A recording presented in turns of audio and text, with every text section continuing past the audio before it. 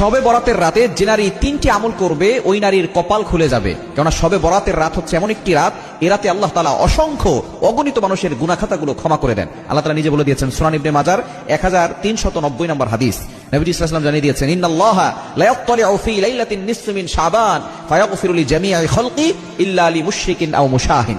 এ রাতে আল্লাহ তাআলা সন্ধ্যার পরে মাগরিবের নামাজের পরপরই আল্লাহ পাক রব্বুল আলামিন মানুষের দিকে দৃষ্টিপাত করেন, প্রথম আসমানে চলে আসেন এবং আল্লাহ পাক রব্বুল আলামিন সকলের দিকে দৃষ্টিপাত করে সকলকে সাধারণ ক্ষমার ঘোষণা করে দেন। তবে দুই শ্রেণীর মানুষকে আল্লাহ ক্ষমা করেন না।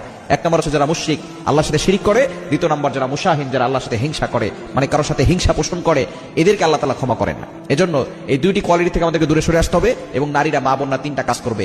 এক নম্বর হচ্ছে আপনি আপনার প্রয়োজনীয় নামাজগুলো পড়বেন।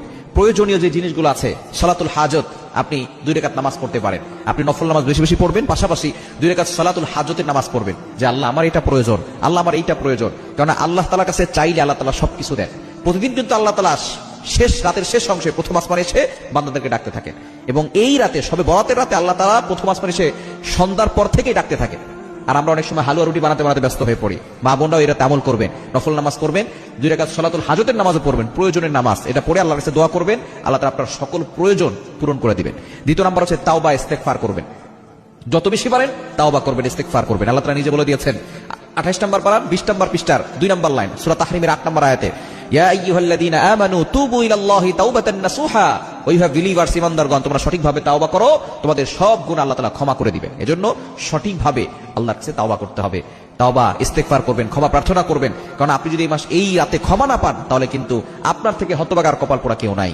এবং 3 নম্বর হচ্ছে আপনি দোয়া করবেন। আপনার যত চাহিদা আছে, এই চাহিদাগুলো, আপনার আকাঙ্ক্ষাগুলো আল্লাহর কাছে বলবেন, জিকির আজকার করবেন, কোরআন তেলাওয়াত করবেন, আল্লাহর প্রশংসা করবেন, সুবহানাল্লাহ, আলহামদুলিল্লাহ, লা ইলাহা ইল্লাল্লাহ, আল্লাহু আকবার, এবং পাশাপাশি আল্লাহর কাছে দোয়া করবেন। দেখবেন আল্লাহ তাআলা আপনার সকল হাজত পূরণ করবেন, আল্লাহ তাআলা আপনার সকল চাহিদা মিটাবেন, আল্লাহ তাআলা